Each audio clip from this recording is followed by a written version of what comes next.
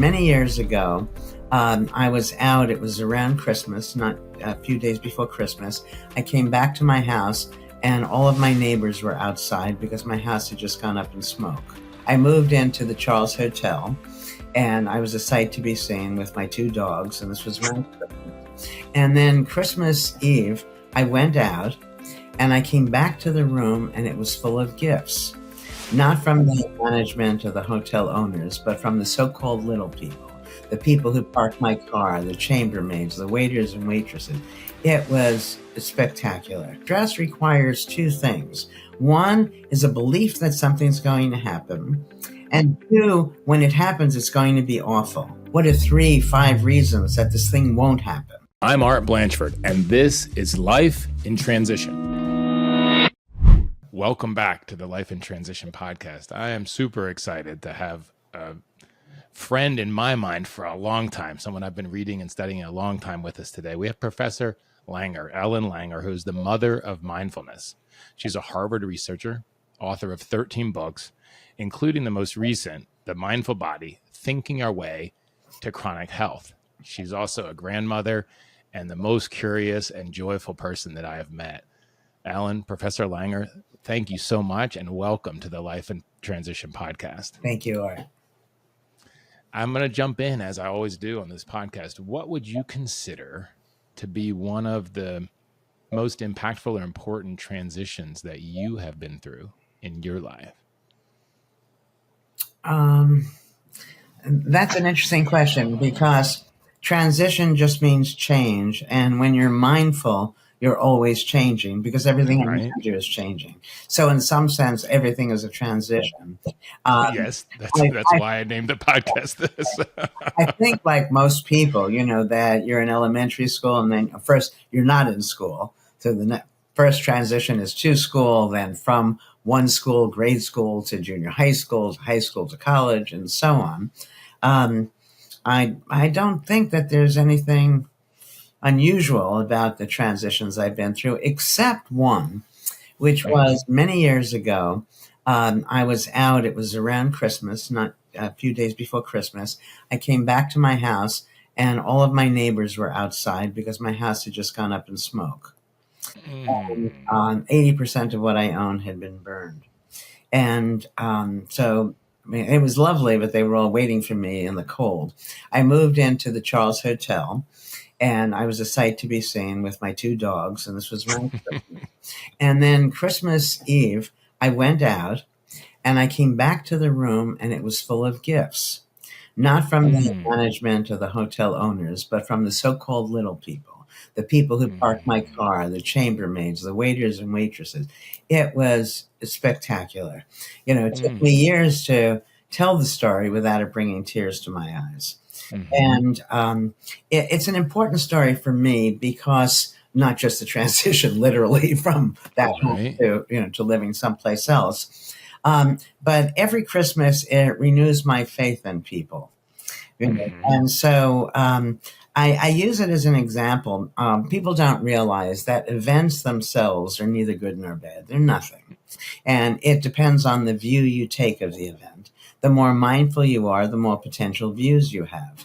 And I know when I talk like this, people often think, what does she know from her ivory tower? Well, and there's something, too, that I never had to worry about whether there was going to be enough food on the table or what. Right. And then I tell this story because, and the story also marks something interesting. Stress is a major problem for people across the age spectrum. And I think that a one-liner for people is to ask yourself the next time you're stressed, is it a tragedy or an inconvenience? And so the story that I just told is kind of interesting because here it comes much closer to a tragedy than banging the car, missing an appointment, burning the, whatever. But still, overall, it was far more positive than negative. I don't remember anything that I lost. I only remember one thing that I lost. This was kind of cute. So in January, I was going to be teaching a very large class. Now all of my notes were burned. So what was I going to do? Now, it's not fair to my colleagues just to cancel the class. And so I just, there was no way in such a short time that I could put together another course.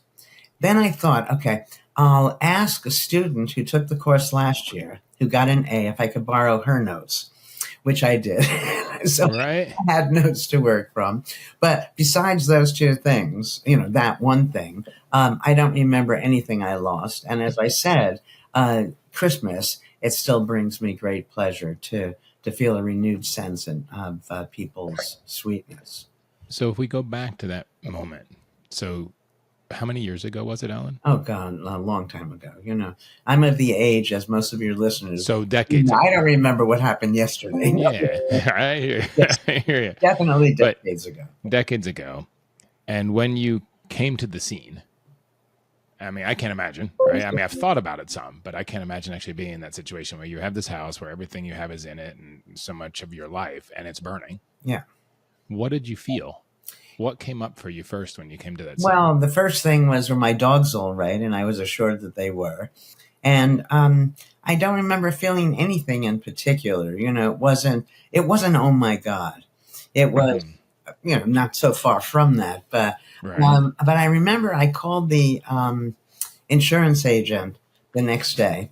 And when he came to see the remains, he said it was the first time in his 25 years that the damage was actually worse than the call. Most people, oh my God, and he gets no big deal. And this was a big deal. But I had felt, whatever I had lost was already lost. I wasn't going to throw my sanity away after it.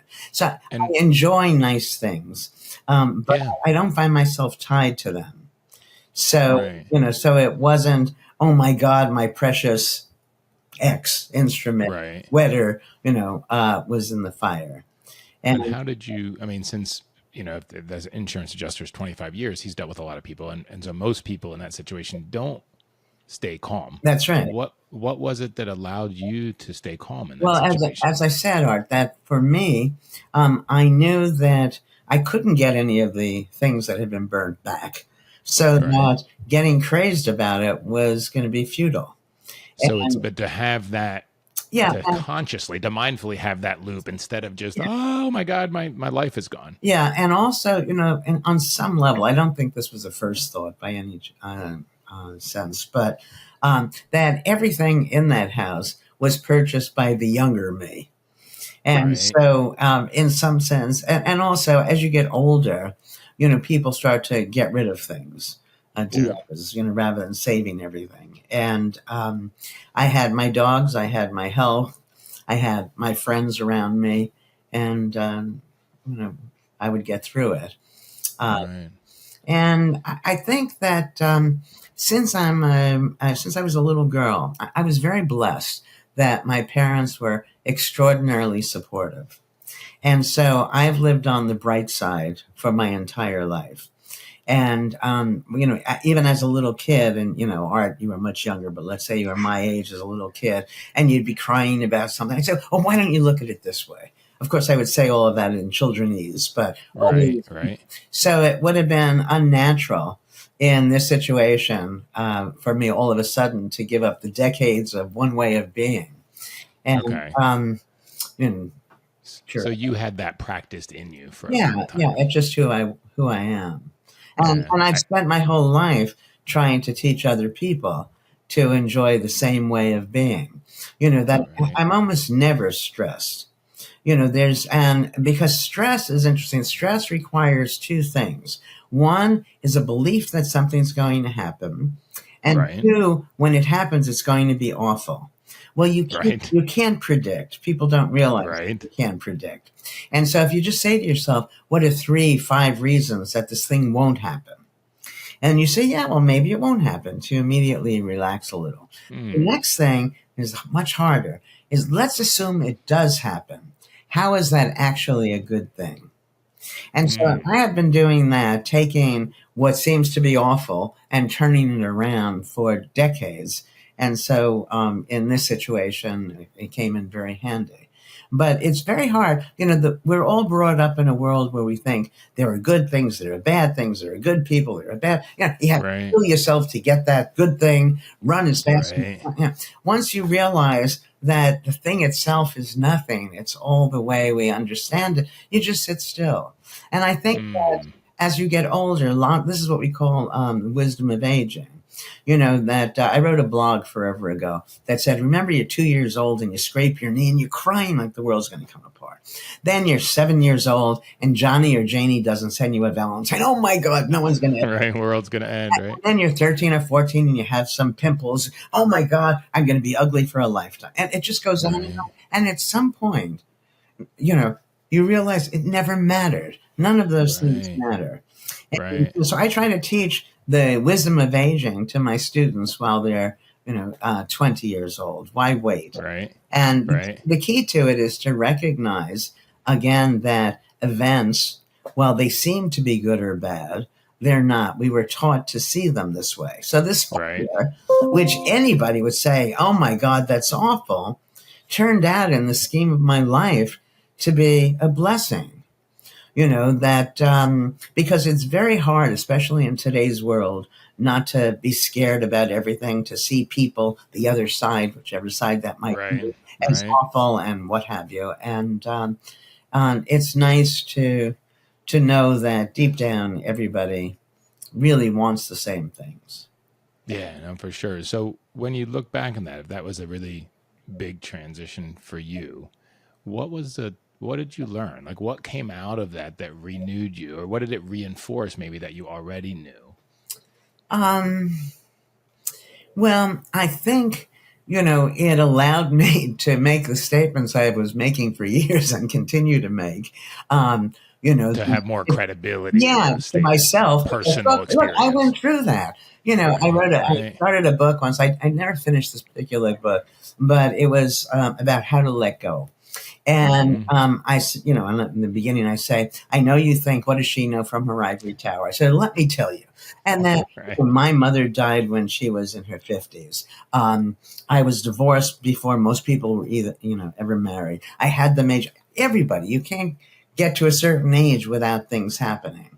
Right. And resilience is something that can be learned. And the more mindful you are, the more resilient you will be. And only because the more alternative ways you understand how the situation can be seen, and the more resourceful you become once you see that. So I think maybe people need to understand what I mean by mindfulness, because when you talk about mindfulness, many people think of meditation, which is great, but it's different. Meditation, maybe a subset of it, but it's not near the whole thing. Right? Well, no, it's not even a subset. It's different. That meditation is a practice you undergo to result in post-meditative mindfulness. So it itself is not mindful. So many ways of getting to similar places. Mindfulness, as I study, couldn't be easier. It's the simple act of noticing things you thought you knew that in fact you didn't know them very well at all, and your attention. Now, the older we are, the more absolutes we've learned, the more mindless we become, until finally you get to that age where the wisdom comes from saying, yeah, maybe, a cocktail party, the first cocktail party is scary, the 10th, not scary, the 20th, maybe I don't want to go. So you've seen events in your own life change over and over again. But I think that there are two ways to become mindful in my world. One is top down, which I'll explain in a minute, sort of theory driven. The other is bottom up. So top down, once you recognize, and this is much easier for older people, oddly, than for young people. Once you recognize that uncertainty is the rule, not the exception. Everything is always changing. Everything looks different from different perspectives, so you can't know. Right. So then when you know you don't know, you naturally sit up and pay attention. It's when you mindlessly think you know that you don't. Yeah. So people don't buy that. They say they know certain things. So I take one of the things that everybody thinks they know. So art, how much is 1 + 1? This everybody around the world. No, it's not 2. No, I learned that in my whole life. I know that it's 2. Yeah, exactly. Well, it can be 2. That's only if you're using a base 10 number system. Yeah, one pen. Now I have two If you're pens. Right. using a base 2 number system, 1 plus 1 is written as 10, but who knows or cares Right. about number system? You take one pile of laundry and you add one pile of laundry, 1 plus 1 is 1. You take one Right. wad of chewing gum plus 1 wad of chewing gum, 1 plus 1 is 1. Somebody sent me one the other day. They said you take one pizza plus one pizza, 1 plus 1 is 2. But you take one lasagna and you add one lasagna, 1 plus 1 is 1. It's just a thicker lasagna.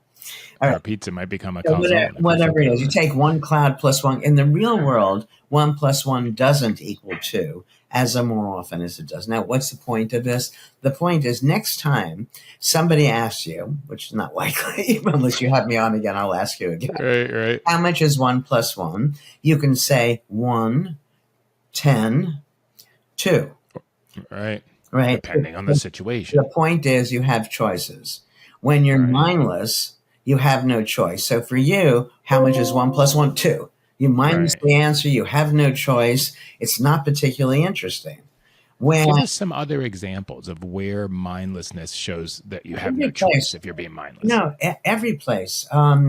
Okay, so because I think that's I've read a lot of your stuff. I haven't heard that particular one before, and I want to peel it back a little bit for my own. Well, let me give you another one that you might have heard. Yeah. So I was at a horse event many years ago, and remember, I'm a straight A student. I mean, if anybody disliked the kids who knew it all or thought they knew it all, I was that kid. All right. So this person at this horse event asked me, can I watch his horse for him? Because he's going to get his horse a hot dog. Hot dog? What is he, crazy? Horses don't eat meat. I know this because I'm a straight A student. He came back with the hot dog and the horse ate it. Mm-hmm. And that's when I realized everything I thought I knew could be wrong. Now, because I'm such a bizarre individual, that was exciting to me. Right. That meant that everything is possible. So what people need to understand is that most of our facts come from science. Science can only give us probabilities.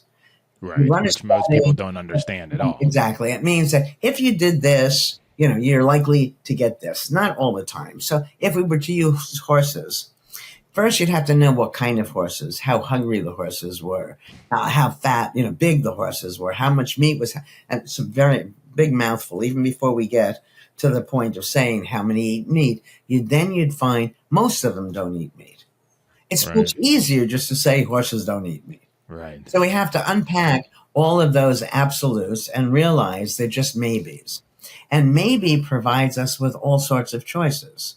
Maybes mean maybe I can do it. So, and that's ruled my life. I mean, especially when we talk about aging. And I did this work, when I was young. Now I'm very glad I did it because it supports who I am. Right. And you have a different outlook now on aging than you would have if you hadn't done that work, I'm sure. So we did some work where we took elderly people. I don't know if I like that word anymore. We took older, mature people, and we taught them to be mindful, and they lived longer. And these are folks in their 70s or 80s? 80s, yeah. 80s, yeah. But that was when 80, was really old back then. Yeah. So it was very old. And so we did that in several studies. Then it turns out that most of the things we believe to be true about aging are just those mindsets like horses don't eat meat. Yeah, most people's vision gets worse. Right. But it doesn't mean your vision is necessarily going to. Right. Most people increase in their forgetfulness, but not everybody, and not to where it's to a detriment, so on and so forth. So when the world switches from absolute, where it just mindlessly plays out, you don't question. If you asked most older people, can they do push-ups? They can say, what are you kidding? I'm 85 years old. But of course you could do a push-up if you're 85 years old. Yeah. You just don't get down and start and expect great things. You make little progress. Yeah. You start on the wall and then eventually get to the knees. But you won't do it because you have the mindset that says you can't. And science can never prove that you can't. All science can show us is that what you tried didn't work. Right. This episode of the Life in Transition podcast is brought to you by Midlife Transition Mastery. If you have reached midlife and you are successful, you have checked all the boxes, you've done everything you thought you should do, and especially pleasing everybody else, doing what you think everyone else needs you to do, but you still feel like something's missing. Like you're coming up empty, feeling alone, feeling misguided or lost. Midlife Transition Mastery Explorer community is for you. Here we will build authentic community. We will learn about the 8 steps to mastering midlife transition. And we will learn and execute living life with no regrets in our second half. Please check out the community on lifeintransition.online/MLTM, Midlife Transition Mastery. And I look forward to seeing you around the fire in this community. Right. No, I love this. I think about last year, I had a pretty serious shoulder injury while I was training to run the Grand Canyon rim to rim to rim. Wow. And my first thought when I had the bike accident, I was like, okay, are my legs okay? Because again, what can I do? Instead of saying I can't. And then it's like, okay, my legs are okay, but this shoulder is really bad. And I said, okay, there's a lot I can't do. I can't move it side to side. Yet. Right? Yeah, right now. That's the But then I said, but what can I do? And actually this motion did not hurt. Yeah. Right? So I didn't use, I could still do this motion. So I could still run. I could still walk. I could still train. Like, what can I do? Right? I didn't use a left-handed hiking pole until the race. And I thought the same thing. I thought, well, I haven't used it for a while, but let's take 2 and I'll try it and see how it goes. And I did 50,000 repetitions that day. Incredible. With this arm. I still couldn't go back and forth, but I could go this way. Yeah. And so what can I do instead of what I can't do? But another way of learning this is in the back of the last third or whatever it is of the Mindful Body, I talk about a psychological treatment for chronic illness, which is called attention to symptom variability. Sounds like a mouth. It just means being mindful. Mindfulness is noticing change. Variability is. Okay. So when you're diagnosed with a chronic illness, most people understand that to mean there's nothing that can be done, which is just not true. Right. All it means is that the medical world doesn't have a solution yet. And even that's a very broad thing. I mean, a certain doctor you're meeting doesn't have a solution. Exactly. So what happens is you tend to think your symptoms are going to stay the same or just get worse. Nothing moves in only one direction. My favorite example is the stock market. The stock market doesn't go up in a straight line. It goes up and down a little. And it just means it's going up more than it's going down. And then we say, the stock market is rising. So it's the same thing for any ache and pain. It's never going to be exactly the same. But if you don't look to see how it's changed, you can't take advantage of that information. So we call people periodically in the course of a day. So, Art, how is your shoulder? Is it better or worse than the last time I called? And why? Now, the why question is crucial because then you engage in a mindful search. Yeah, why is it a little better? And that mindfulness, that looking for novelty, noticing new things is good for your health, regardless of whether you find a solution. Okay, so... all right, so we do this across. How is that good for your health, regardless of whether the solution? How is that aspect good for your health? Because this takes us back to the beginning, which is probably where we should have started. So a lot of my research is about mind-body unity. Now, what that means, mind and body are one thing. If it's one thing, wherever you put the mind, you're already necessarily putting the body.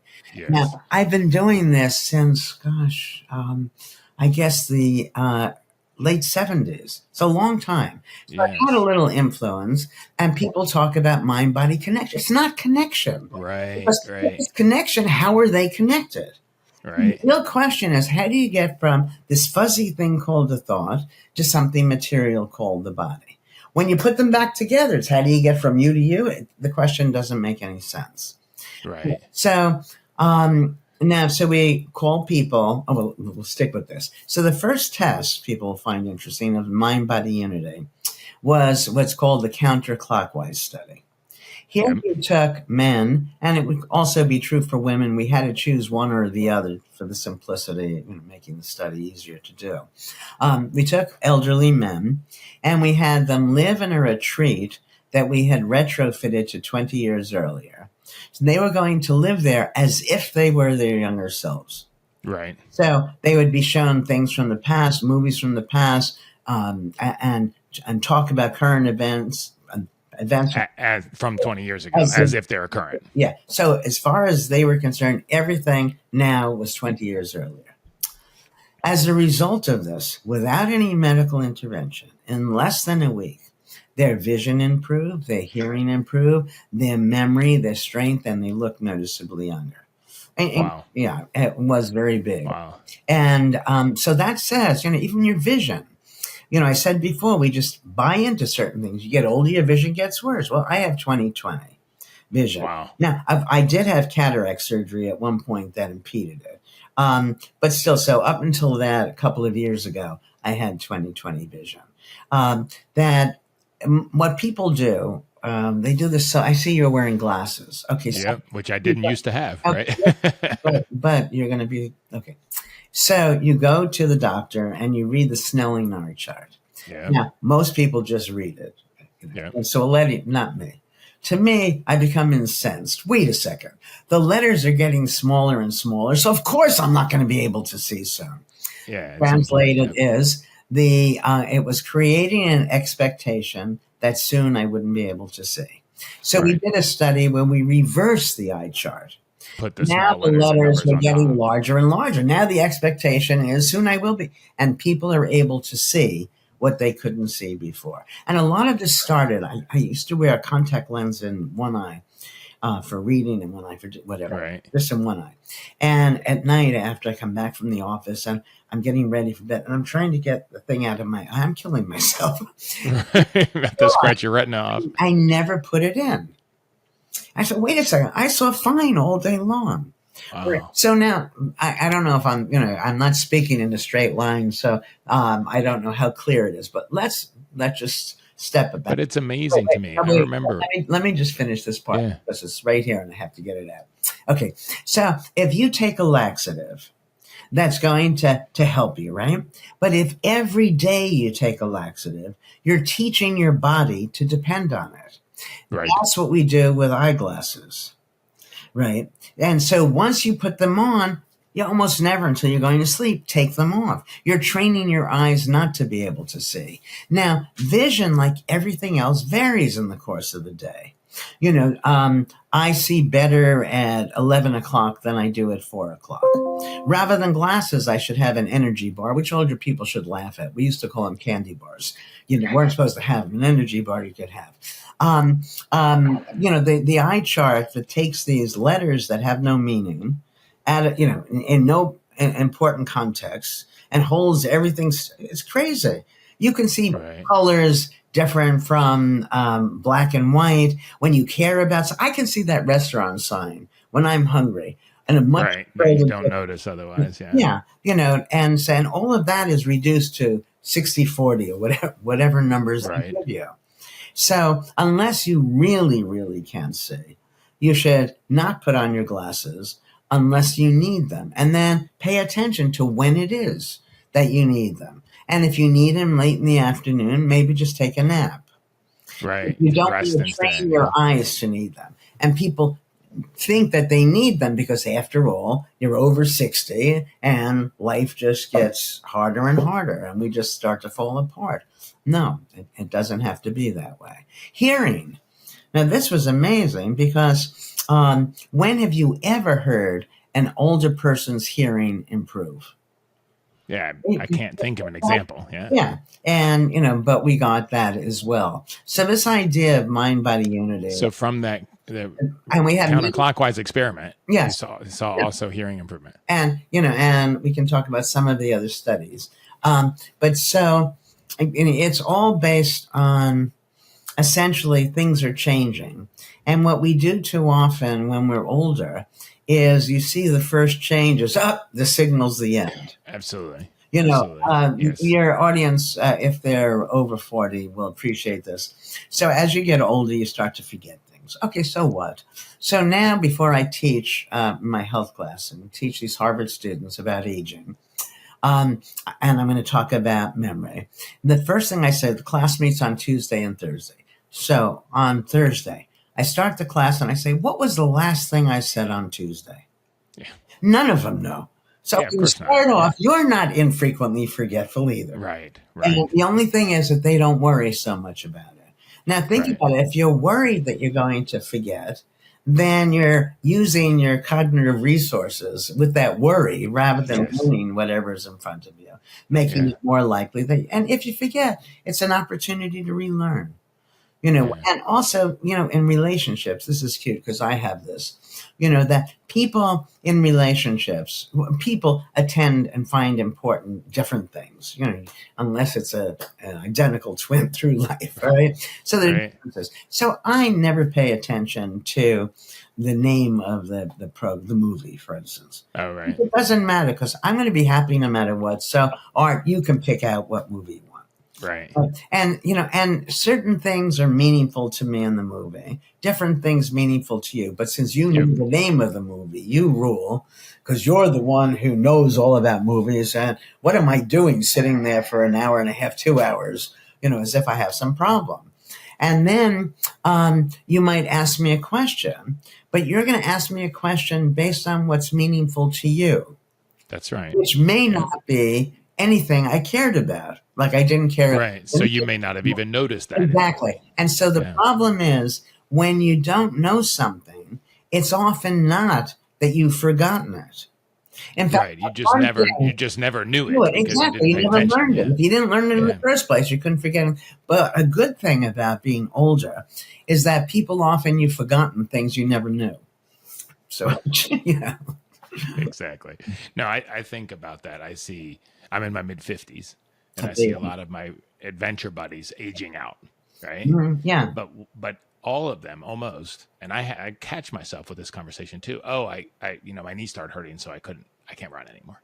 Yeah, Right? exactly. Well, let me tell you. Except if I was 20, I would never say that. What would I do if I was 20? I would go to the PT. Just assume. And I would figure out and I would do the exercises and get back right. Exactly. So the example I use is that if you're 20 and you hurt your wrist, you do something about it because you expect your wrist is going to be fine. If you're 70 and you hurt your wrist, well, what do you expect? You're falling apart. Well, an interesting story. So we have a family member who's 101. And many months ago, she was really upset because she now had to use a walker. 101, right? And, okay, so a normal person, you say, for God's sakes, the fact that you're even alive is... And you're still walking. That's great. But I just saw her the other day, and she's no longer using the walker. Fantastic. That if you expect you're going to fall apart, all you notice are the ways you fell apart. You don't do things to remedial things for yourself. And so our expectations, sadly, cause lots of our problems. And our expectations typically are mindless. That means we assume it's true without ever questioning it.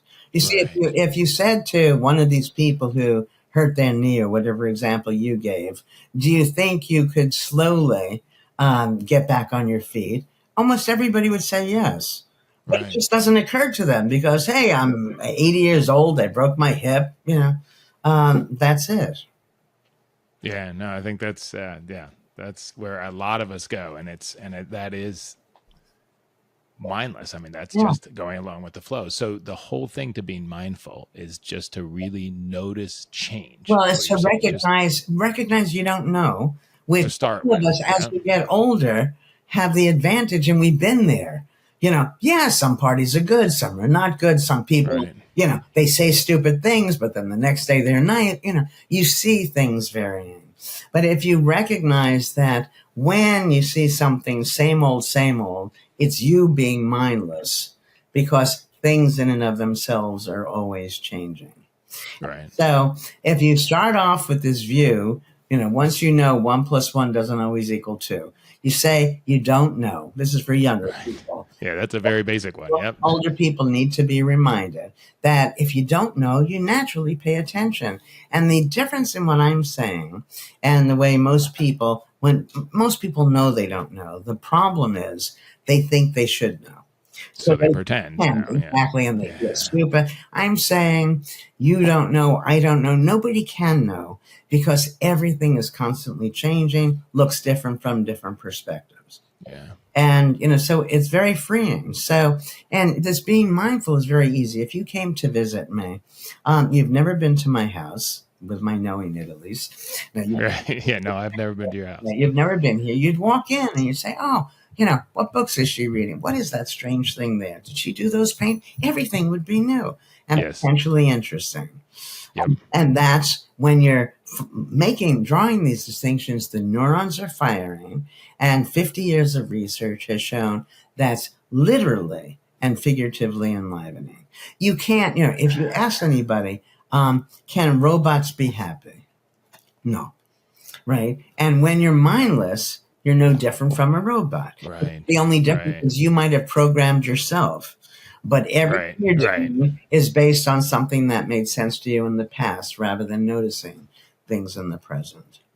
That's interesting. I was driving back from Indianapolis yesterday, and I decided I have a little motto now. When I drive quite a bit, and I'm thinking now I'm going to take, like the song says, take the long way home, like not take the same way that I always take. Yeah. Right. So I just always, whatever the shortest one says on the nav, I take that one. Well, so what I'm saying is you can take any of them over and over again, because in reality, it's not the same thing. As well. It's the ways it's different. So if you walked out your door, you've done that 1,000 times, depending on how old you are, many thousands or whatever. Right. And just ask yourself, notice 3 new things. Right. The person you live with, notice 3 new. There's nothing holy about 3, or maybe people. Yeah, but just to be, new things, notice new things. And what happens is you do this over and over again, and you come to see, hey, all these things that I thought I knew, I guess I didn't know very well. And then you end up top down, realizing that everything is uncertain. Okay. And then with the very important addition that nobody else knows either. Because a lot of people think they do, and they try to intimidate you. And, and they're and I think that's a very important way to not stay in shame or think that I'm not enough, because I assume everybody else knows. No, I don't know, but nobody else does either. So that's the top down. Then if you come back on the bottom up, what's the bottom up? Bottom up is just noticing new things. So top down is everything is uncertain, so you have to pay attention because you don't know it. Bottom up is I think I know these things, and notice new things about them, so I didn't know them as well as I thought. And you often get that at funerals. That I've been to funerals where they would extol the person, and I'd say, oh, wow, I never knew that about him. I thought, well, wait a second, why did I think I knew him? There are always parts of us that are unknown. So everybody is potentially interesting. If you just don't think, don't pigeonhole them. I'd like to tell your viewers or your listeners another mind-body unity study, just so they understand the strength of the concept. So we took people and we wounded them, a mind wound, because we're not. You didn't cut a finger off. No, but a minor wound, but still a wound. And individually, the person is in front of a clock. Unbeknownst to the person, the clock is rigged. It's either going twice as fast as real time, half as fast as real time, or real time. And the question we're asking is, does that wound heal based on real time, whatever that is, or clock time, perceived time? And it turns out it's perceived time. So it lines up, like whatever they thought the time has passed. Right, exactly. The blood will coagulate that much faster. Exactly. Based on what time they think has passed. And then another thing I think that older people need to be aware of, you're doing something and you put yourself in a situation where younger people are behaving differently from you. And there's a tendency to think, those were the good old days, and that you can't do this or that, rather than realizing we make choices along the way. So, for example, when I was a young up and coming, I'm writing so many research papers because I want my life to turn out basically the way it did. Then you get to a certain age. Good for you. Then you get to a certain age. All right, how is my life going to change by writing one more paper? So I still write the papers. I write more books now. But so then if I'm at a conference where everybody is talking about the last 10 papers, I could feel what's the matter with me? It must be Right. something. I'm not in one of the last 10 Yeah, anymore. exactly. Rather than my values have changed. Right. And Right. so my values change, when, we should be doing things that are based on our talents at the moment. So when I used to play tennis with these teenagers, family members, they're Right. running all over the court because they don't know the game. All right. Then they get better. So now they run me all over the court. Well, not really. That, you get a little older and you know that if a person is turned around this way, they're not going to be able to hit the ball all the way over there. Right. So you use your wisdom and you don't need Right. to run quite as much. Uh, Right. and so we should find the ways to do what we're doing based on who we are now rather than how we learned in the past. This is very important because, okay, so take 3 steps back, maybe 6 for your listener. I don't know if this doesn't make any sense, but I'm lecturing in person and I'll ask, is there a very tall person here? Okay. There's always Somebody will raise their hand, right? And I ask him to come to the stage. He's 6'5" and I'm 5'3". So he comes to the stage and we look very silly together, right? Right. And then I ask him to put his hand up and I put my hand next to his and his hand is 3-4 inches bigger than mine. Right. Now it's crazy for me to do anything physical the same way he does it. Yes. Okay. Absolutely. But Yep. if he wrote the rules to how you do it, that's the way I'm going to be trained to do it. And so the Right. more different you are from the person who wrote the rules, the more important it is for you to do it your own way. Now, what happens is you and I learned whatever game we're playing. So my sport is tennis, whatever. But this is with life. It's not just with sports. Right. And so now this is the way I play. But now that my body is different, so I'm the 6'5" now. Right. That's who I was before by analogy. And Right. now I'm the 5'3". I need to do it differently. And we Right. tend not to. We just want to do it the same way over and over again. And that's mindless. Right. See what I'm No, saying? Yep. Once you Absolutely. think you know how to do something, that's the end of learning. You just keep doing it that way. But you're changing, the environment is changing, Yeah. and you should change with it. And so the difference, for instance, between somebody who's even good at what they're doing and somebody who's truly expert is the expert is always learning. The expert doesn't think they know. Because Right. once you think you know, you don't pay any attention. Yeah. You can't. Yeah. And Then you can't learn anything right, else and if you've it's already. exactly, and it's no fun. Yeah. No, and I love that. I mean, I can feel that in everything that you do, that there's this natural curiosity Yeah. and this joy in what you're doing, which I think is great. I want to bring in a personal question Sure. now for this. So the last few months I have experienced, and it's interesting because I've been thinking about this. I haven't reread Mindfulness recently, but reading your last book, right? I've been thinking about this. So I've experienced more times, if I make it accurate now, I experienced more times or a few hours a week where I feel really intense sadness, Oh, really?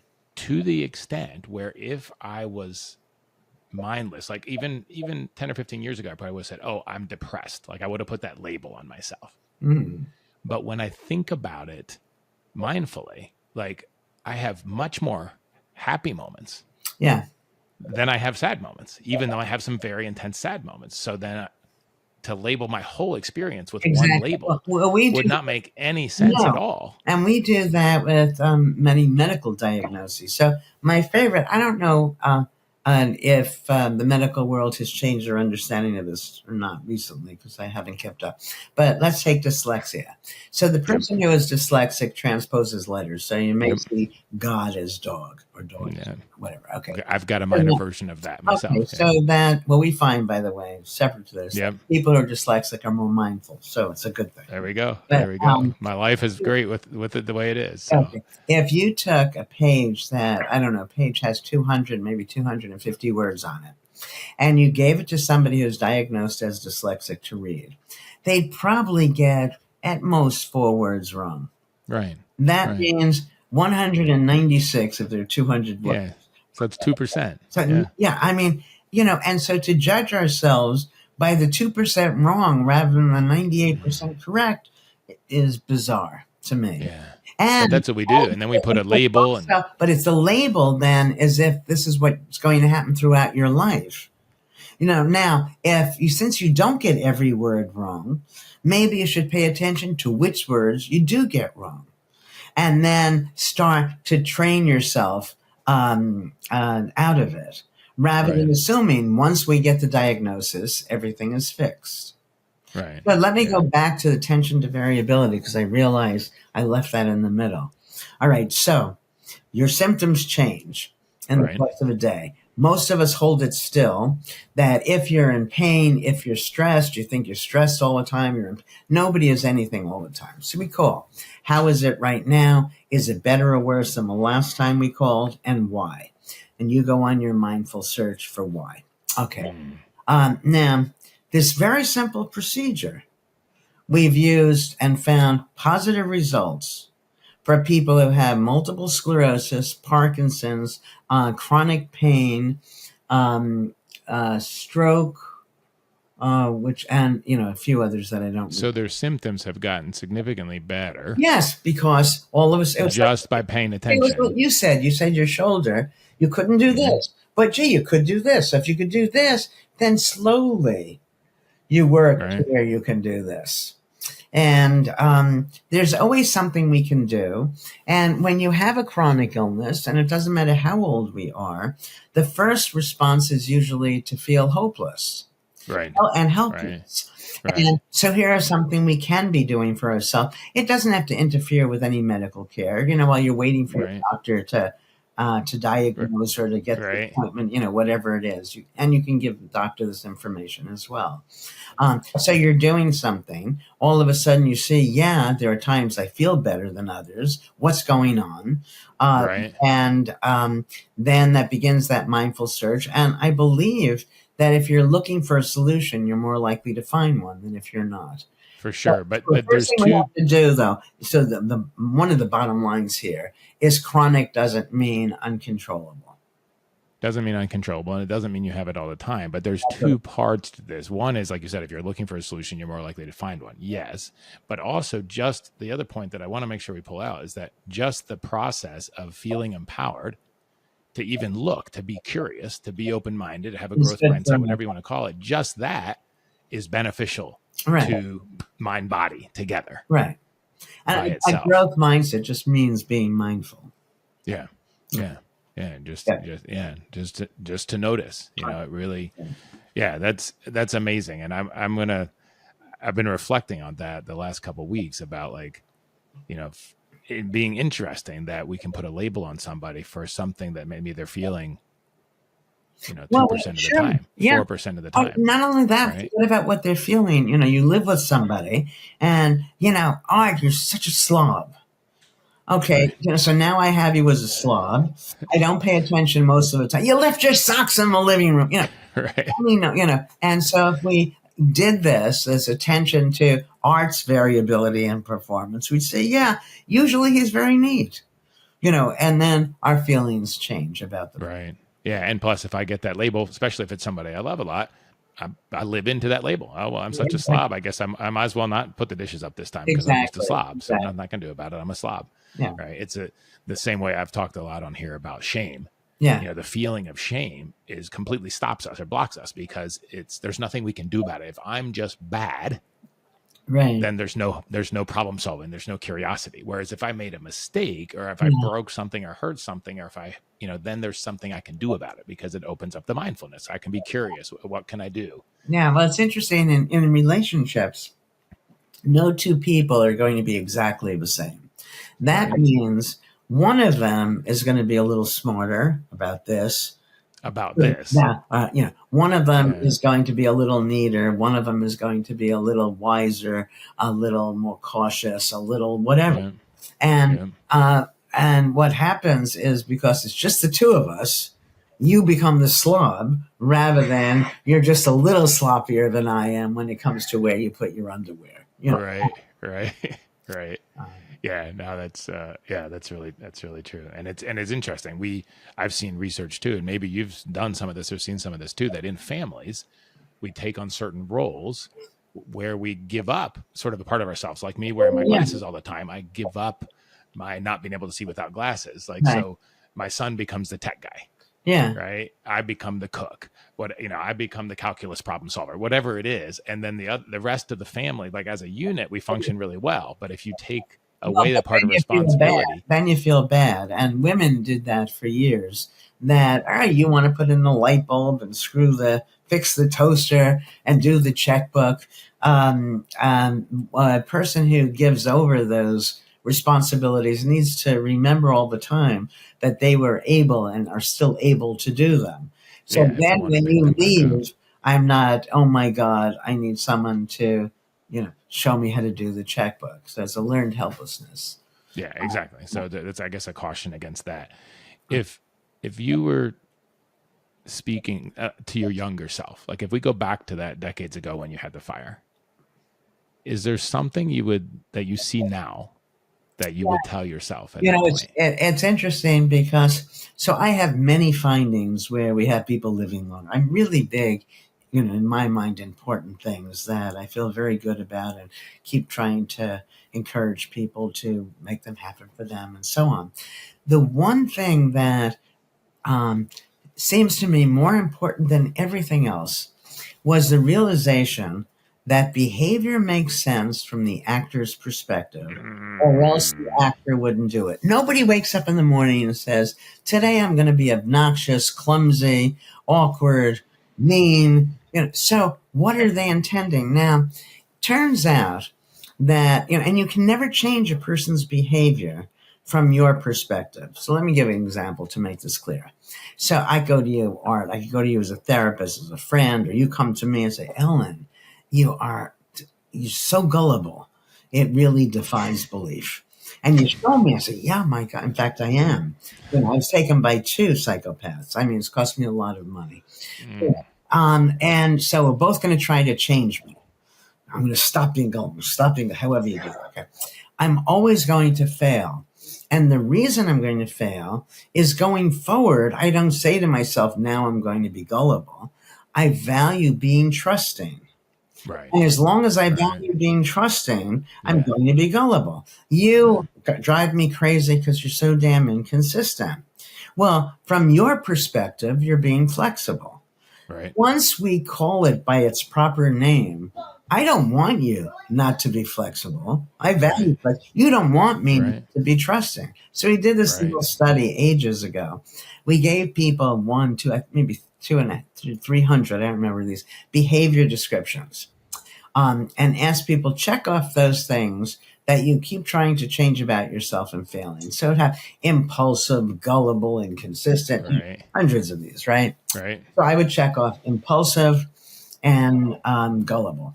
Now you turn the page over, and in a mixed up order are the positive versions of each of these. And now people are asked, check off those things you really value about yourself. And to me, my spontaneity and being trusting. And as long as I value being spontaneous, I'm going to at times seem impulsive. As long as I value being trusting, I'm going to seem. And so imagine how much you like yourself more. Because no matter what I do, I say, wait a second, there was some good reason that I did this. Right. How can I understand it? So, if you were involved with me, well, you are involved with me now, but, deeply, I don't want to ever be forgiven. Right. I love this. I never do anything wrong. I want to be understood. So here, this is fun. There's a lot in the book where our language misleads us, and it's kind of a chapter on better than better. All my colleagues, respect them. They seem to get you from bad to better. Oh, there's this whole other way of being. So one of these is this. So I was asked to give a sermon in one of the Harvard churches. Well, I'm Jewish, and I'm not religious. So what is a church, really? So, but I say yes, because I say yes to almost everything. Right. So now what am I going to talk about? I have no idea. Forgiveness. Now, forgiveness isn't religion, but it sounds religion-y. I could probably get away with it, right? And it's talked about in all churches. So. Okay. So here's the bottom line to this. If you ask 10 people, is forgiveness good or bad? What are they going to tell you? Good. Good. Oh, absolutely. It's Okay. good. 10 of them. Now, I'll tell if you you that. ask 10 people, is blame good or bad? What are they going to tell you? Most are going to say bad. That's bad. Okay, but think about it. Because if you don't blame, there's no reason to forgive. Yeah. So our forgivers are our blamers. Wow. All right. Now, do you blame people for good things or bad things? Bad things. Yeah, but things in and of themselves are neither good nor bad. Okay. What do we have here? We have people who see the world negatively, who blame, and then forgive. Hardly divine. It's, if you're going to blame, I think it's good to forgive. But Yeah. a better than better way is to understand why the person did it in the first place. Right. That, Art was not being inconsistent. Going forward, he was being flexible. Ellen was being trusting, so on and so forth. Right. It changes the way you feel about yourself. It changes relationships. This episode of the Life in Transition podcast is brought to you by Transition Mastery Coaching. If you have made it to midlife and you're successful and you are going through transitions in your life, in your business, in your career, or in your organization, and you are looking to master those transitions, to make the most of them, to accelerate into the next phase of your organization or your life.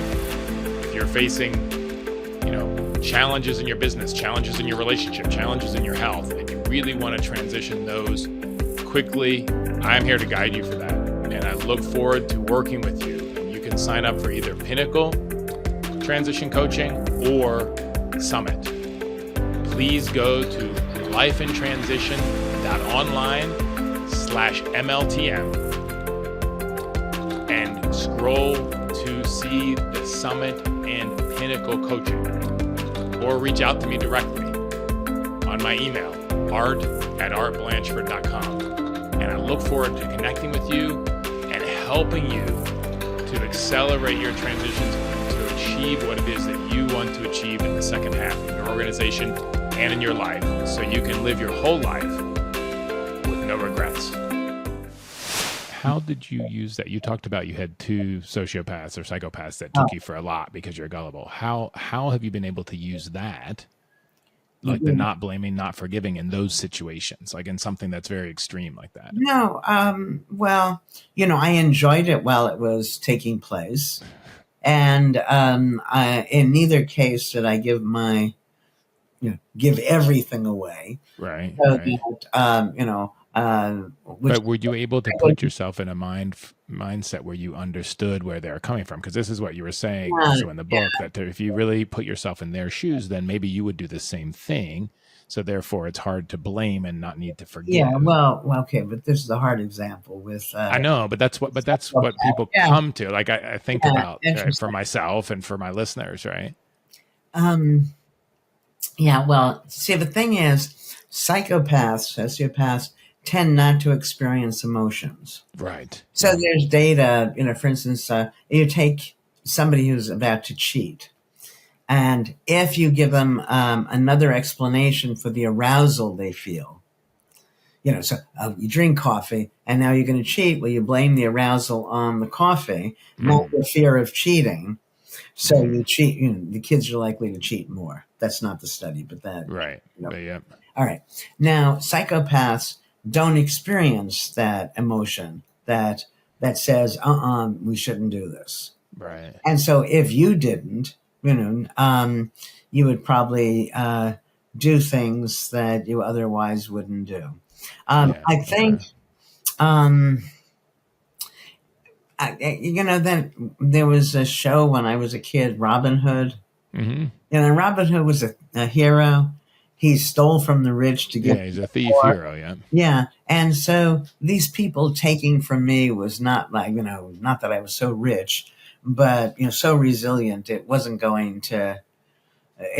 pleasant, but it wasn't tragic either.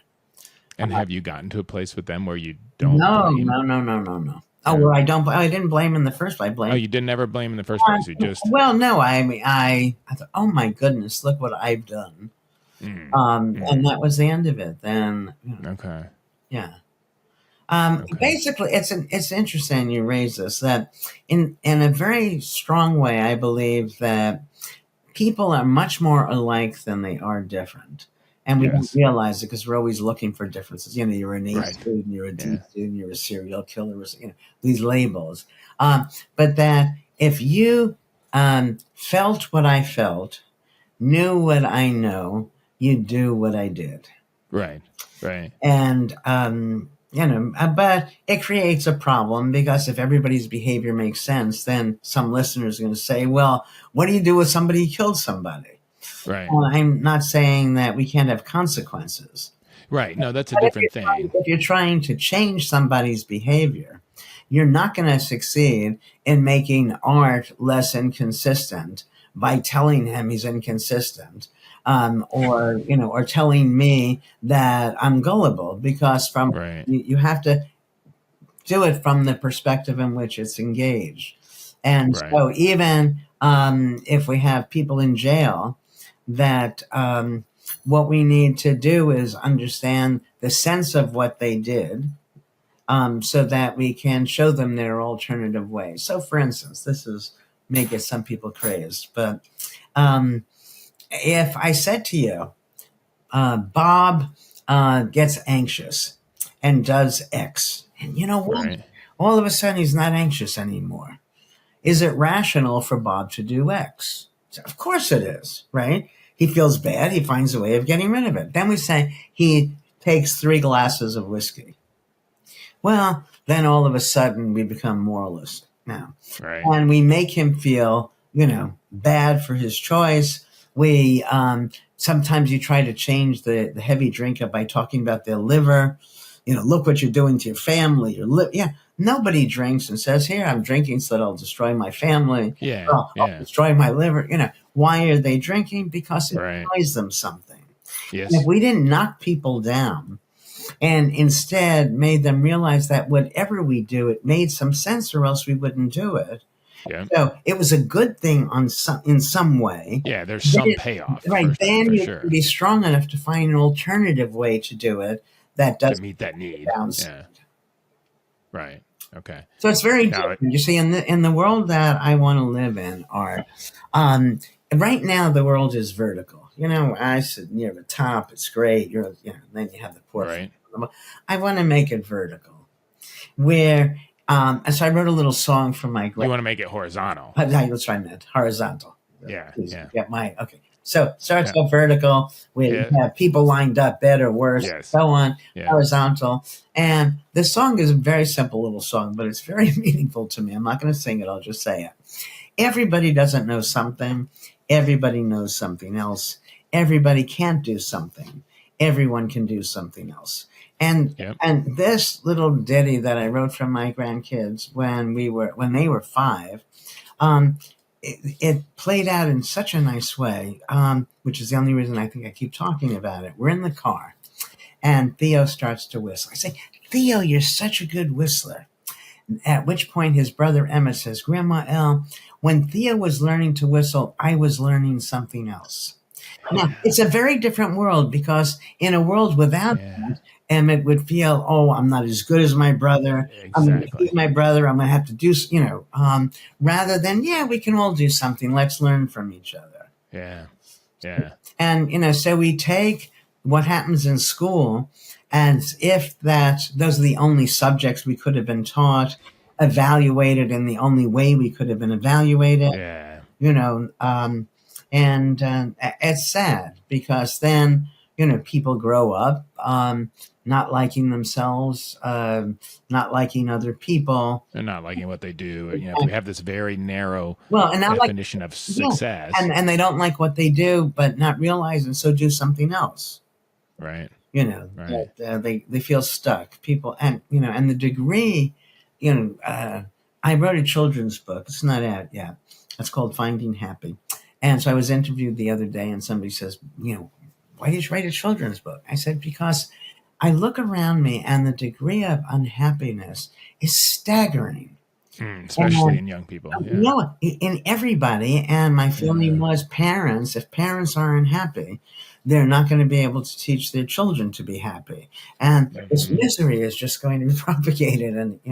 And happiness is is not hard to find. It's interesting that most of us have been brought up in a world where we believe the way to be happy is to be very wealthy, have a lot of status, or a lot of power. And I know Right. people who have a lot of money, a lot of status, and are miserable. And not Right. small numbers. Okay, so that doesn't do it. Now, why do people want a lot of money or status? They want the money, power, or status so other people will respect them. Right. Why do they care if other people respect them? Because that's the way you come to respect yourself. But there's a whole other way, which I've just laid out for you. Once you know that what you do makes sense or else you wouldn't do it, self-respect naturally follows. Once you share that understanding, as you evaluate, you become less judgmental of other people, your relationships improve. And somehow, as we get older, some of this we naturally do. But I'm suggesting everybody do it on steroids. But I think that was a big aha for me right there. That, you know, once you accept that you have good reasons for doing what you do, whether you like it or not, there's good reasons for that, then self-respect automatically follows. And then you can skip all the other stuff of trying to get self-respect. Exactly.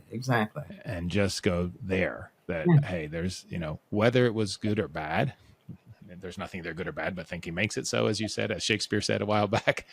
But whatever my judgment is about it, I had reasons that at that time made sense to me, I wouldn't have done it. Exactly. And so people who might think they understand what we're saying, if anybody experiences regret is mindless. It's the same sort of thing. Right. That regret says you should have done something else, which denies that you did what you did because it made some sense. And it's mindless in another sense because you're making the assumption that one of these other options would have been better. It could have been worse, could have been nothing. And it is neither better or worse. It all depends on how we make it. Right. You know, again, if you're mindful, if you know why you're doing what you're doing, you don't take yourself to task for not having done something else. You know, so let's say you invite me to your party and I say, you know, Art, I care about you. I don't even know why. All I want to do is be alone and enjoy my solitude this evening. Right. Yeah. And then I find out, because I need it. Okay. Right. Now I find out there's some billionaire came to your party and was handing out $1 million bills. We have $1 million bills. I don't live in that world. Right? Let's assume he's handing out Bitcoin. A lot of, I said, now if I didn't know why I said no to you, I said, damn it, I should have been there. How could I have been so stupid? And so on. But given that I know that, well, it would have been nice to be there to get all that money, but still, this is what I needed at the time. Right. So at the least it mitigates against any regret. Yeah. Well, and I think that's a perfect way to wrap up. Like if we can live without regrets, right? And start with ourselves, right? So that we understand that we give ourselves a self-respect to say, I did what I did for some good reason. And I understand that. And then it also gives me the power to change it and to just pay attention, right? To just pay attention to what's changing and not assume that we know. Well, to assume we don't know. As well. No, not as well. That we that's right. Yeah, we don't. When you think about the future, yes, that's right. We don't know how things are going to turn out. That's for certain. Absolutely. That's the only thing that's certain is that we don't know. We can't be certain, right? That's the only thing that's certain. No, I think that's a beautiful gift for me and for all of our listeners. So I really appreciate it. Last question: if people want to connect with you or get your book or any of your books, what's the best way to connect with you, Alan? Well, I have a website, but if you just Google me, everything comes up. Comes up. Okay.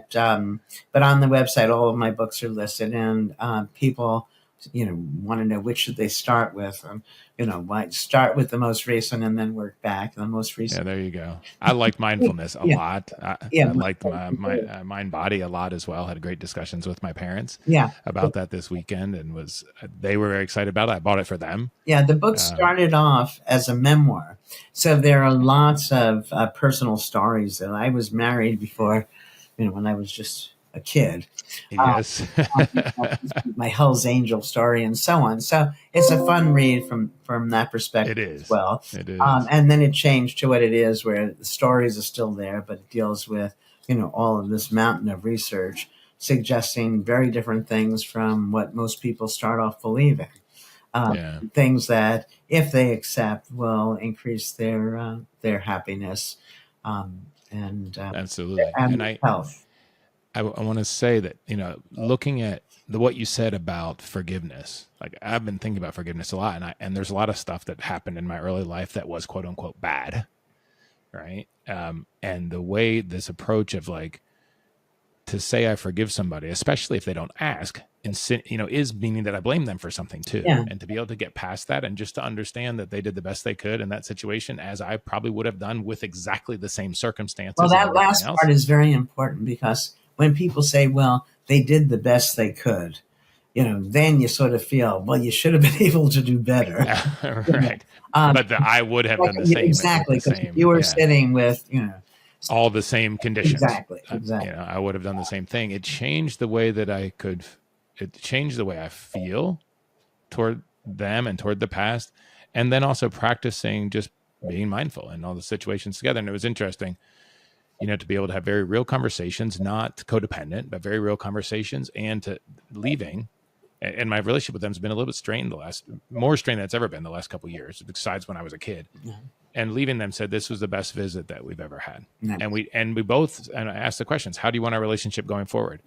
Well, we want it to be authentic, first of all. We don't want it to be fake nice, right? And we want it to be real, and let's see, and to be open. But I think that it really opened a space in me to be able to not need to give forgiveness because I let go of the blame. Yeah. Yeah. And that's really powerful. So thank you for that gift. I really appreciate it. And thank you for joining us on the Life in Transition podcast. I really appreciate you taking the time and sharing your wisdom with the listeners. It's my pleasure. I can't wait to hear what action you are taking. Connect with me on LinkedIn or our website, lifeintransition.online, and let me know. Let a friend know too. It could be a huge encouragement to them and keep you on the track. Thank you so much for joining me today. Make sure you subscribe wherever you listen to podcasts, and it would mean a lot to me if you left a review and shared this episode with a friend. If you want to learn more about me and what I do when I'm not podcasting, please visit me at artblanchford.com. Thank you for listening. Together, let's make the most of life in transition.